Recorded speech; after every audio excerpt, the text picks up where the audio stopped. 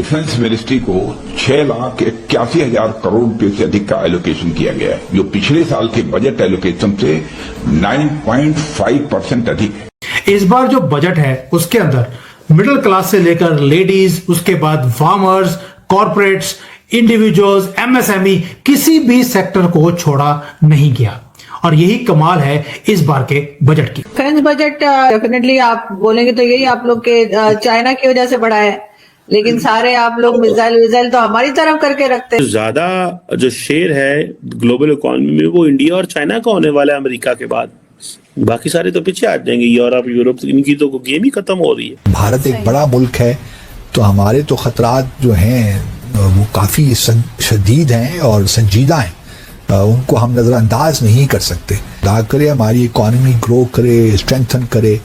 जो मुल्क अपने लोगों को खाने के लिए नहीं दे सकता है, एम्प्लॉयमेंट नहीं दे सकता है, जो अपने मुल्कों को डिफेंड ठीक तरह से नहीं करता है, जिधर दहशतगर्दी फैली हुई है, तो वो एक समझिए it's a failing state. Bharat कह रहा है कि वो अब दुनिया की तीसरी बड़ी इकोनॉमी बनेगा। भारत ने माशी तरक्की बहुत मजबूती से और बहुत बेहतर अंदाज से की, इस्तेमाल किया दुनिया के अंदर एक नया भारत का चेहरा दिखाने के लिए। जय हिंद दोस्तों, देमा न्यूज रिएक्शन पे आप लोग का स्वागत है। दोस्तों 2025 का भारत का बजट भारत से ज्यादा पाकिस्तान में चर्चित है। तो हो भी ना क्यों दोस्तों, क्योंकि बात दरअसल ये है कि 2025 का भारत सरकार का जो बजट पेश किया गया है और ये बजट वाकई में दोस्तों मिडिल क्लास परिवार के लिए तो एक बहुत बड़ा तोहफा है। ये भारत सरकार ने जो बजट पेश किया है, इस विषय को लेकर पाकिस्तान का हर मीडिया, हर चैनल पे बहुत ज्यादा ही डिबेट चल रहा है। तो चलिए आइए देखते दोस्तों आएगा ये वीडियो। यकीन करें आज मैं सारा दिन जो है ना इंडिया यूनियन बजट जो था उसकी स्पीच सुनता रहा हूँ। अच्छा। मैंने उनका मंत्रालय जो था नरमिला उनकी स्पीच सुनी है। और मैं आज मौसम भी हमारे यहाँ बहुत ज्यादा ठंडा था और मैं यहाँ पे मार्केट आया, मुझे लगा कि पता नहीं शायला आज आएगी भी नहीं। मेरे दिल से अपने इंडियन से ना बात करने को दिल कर रहा था कि आज एक इनकलाबी कदम जो है नरेंद्र मोदी की गवर्नमेंट ने वो उठाया है। क्योंकि जो मिडिल क्लास तबका था, जिसपे हमेशा संसद में बैठे हुए जो अपोजिशन पार्टी थी वो हमेशा क्रिटिसाइज करती थी कि नरेंद्र मोदी ने आम आवाम के लिए क्या किया। तो आज जो उन्होंने आम आवाम के लिए किया है ना, यकीन करें मेरी किस्मत है कि आज आप मुझे मिल गया। मैं दिल से, मेरे अंदर ना एक उबाल था कि कहीं आप मुझे नजर आ जाए और मैं इस पे इंटरव्यू करूं। लेकिन ये जो यूनियन बजट है इसमें जी बात हो रही है मिडिल क्लास को जी टैक्स फ्री कर दिया। 12,75,000 इनकम वाला अब टैक्स से नहीं देगा। मैं राणा साहब परेशान हो गई, अगर ये इनकम पाकिस्तान में हो तो ये 38.5 लाख लगभग बनती है। और अगर कोई 38.5 लाख पाकिस्तान में कमाता है तो हमें 30% पे करना पड़ता है। ऐसे ही है, बिल्कुल ऐसे तो ही ये क्या, और मिडिल क्लास को एकदम से इतना अपलिफ्ट मोदी सरकार ने किया, इनक्रेडिबल दिया है। उनकी अगर बात करें, उन्होंने अभी आज बजट एलोकेट किया है, उसके ऊपर तकरीबन 90,000 करोड़ उन्होंने मेडिसिन का, मेडिकल सेक्टर का सिर्फ रख दिया है, यानी कि और इम्पोर्टेड मेडिसिन की कीमतों में कमी कर दी है। ये तो फिर हमारे लीडरों को करना चाहिए। वैसे तो हम उनसे मुकाबला करते हैं, वैसे हम उनसे मुकाबला कर रहे हैं, पर किसी बात पे उतर नहीं रहे हम उनके साथ। हाँ, मुकाबले में आ नहीं रहे हम, और हमारी सुनाई जा नहीं रही। ठीक है, हम हेल्थ में उनका मुकाबला कर पाएंगे इंडिया का? नहीं। एजुकेशन में उनका मुकाबला बिल्कुल नहीं कर पाएंगे। आईटी सेक्टर मतलब टेक्नोलॉजी में नहीं, बिल्कुल। आप यही देखें ना, उनका जो टारगेट पॉइंट है ना वो भी मिडिल क्लास है। क्योंकि मोदी खुद मिडिल क्लास था, बल्कि लोअर मिडिल क्लास का बंदा था। लोअर मिडिल क्लास के बंदे को उठा के अगर भारतवासियों ने जाके प्राइम मिनिस्टर की सीट दी है तो जाहिर बात है उन्हें उनके साथ तवक्कुआत जो है वो भी वाबस्ता थी। अब सबसे बड़ा मेन एलिमेंट किसी भी कंट्री में होता है वो होता है इनकम टैक्स। अब पाकिस्तान में आप लोग देखें कि हमारे यहाँ इनकम की जो है ना 6 लाख तक एग्जेम्पशन है। कि अगर आपकी सालाना इनकम 6 लाख है तो आप टैक्स फ्री हैं। 6 लाख से 12 लाख पे आप चले जाएं 5% होता है। 12 लाख से 24 लाख तक आप चले जाएं तो आपने जो रिमेनिंग डिफरेंस इनकम होती है उसका आपने 10% जो होता है वो टैक्स देना होता है।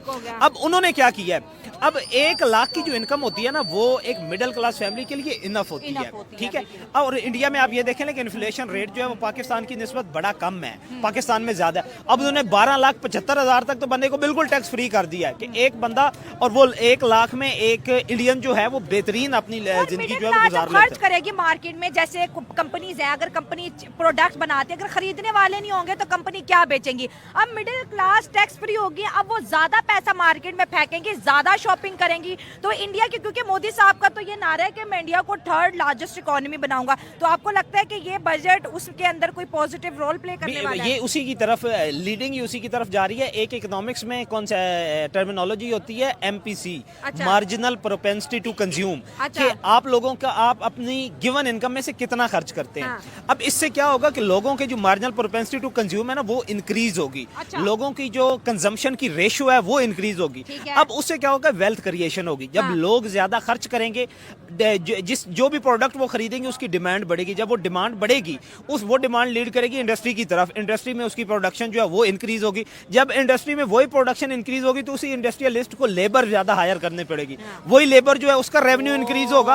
अब वही लेबर दोबारा आके खर्च करेगी वही प्रोडक्ट जो खरीदेगी। तो ये उन्होंने एक पूरा सर्कल बना दिया है जिससे आपकी वेल्थ क्रिएशन जो है इंडस्ट्रियल लेवल पे भी और पब्लिक के लेवल पे भी, कि आपकी जो छोटी इकोनॉमी है, आपके जो पब्लिक, आपके जो कॉमन पर्सन है, उसकी जो रीशेप कर दिया है। उसकी जो आप ये कह लें कि फैमिली बजटिंग थी उसको इस बजट से जीएसटी धीरे धीरे बढ़ता जा रहा है। जो जीएसटी 2017 में चालू हुआ था, जुलाई 2017 में, जब मुझे याद है फर्स्ट कलेक्शन आया था 86 to 91,000 करोड़ ही आते थे।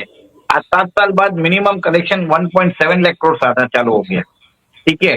और पर्सनल इनकम टैक्स जो 2020 में मेरे ख्याल से 4.5 लाख करोड़ था, अभी अराउंड 11 लाख करोड़ आने लग गया।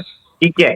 तो एक तरह से रिलीफ मिलना जरूरी था। तो जो रिबेट दिया है बहुत ही सब्सटैंशियल रिबेट दिया है, और इसके कारण मैन्युफैक्चरिंग जो कंजम्पशन ग्रोथ है वो बढ़ेगी। मिडिल क्लास के हाथ में पैसा आएगा और मिडिल क्लास के कारण ही देश चलता है। सर, कॉर्पोरेट एग्रीकल्चर और जो हमारे जो प्रीमीज जो लेते हैं उनको ये समझना चाहिए कि without middle class the country can not survive. आज जैसे देखिए 25-26 में वो बता रहे हैं कि टोटल रेवेन्यू आएगा, रेसिप्ट आएगा, it will be 34 to 35 lakh crore. मतलब आपकी रेवेन्यू है 35 लाख करोड़, आपका खर्चा है 50 लाख करोड़, तो 15 से 16 लाख करोड़ का डेफिसिट रहना ही है। बट एक चीज नोट करिए, फिस्कल डेफिसिट जो 4.9% लास्ट ईयर बजटेड किया था, एक्चुअल में है 4.8%, और नेक्स्ट ईयर इसको और कम करने का विचार है, इट विल बी 4.4%।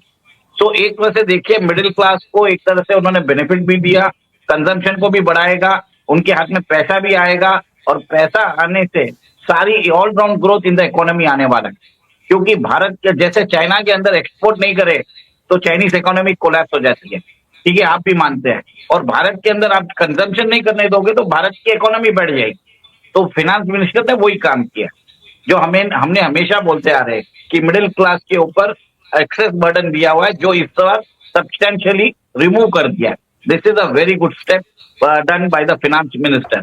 सेकेंड, बहुत सारे टैक्स प्रोविजन है टीडीएस के, जैसे उन्होंने किया है, जो आप रेंट भरते हो, पहले जो लिमिट थी 2,40,000 तक आपको टीडीएस भरना था, वो हटा दिया है, वो अब कर दिया है उसको 6 लाख।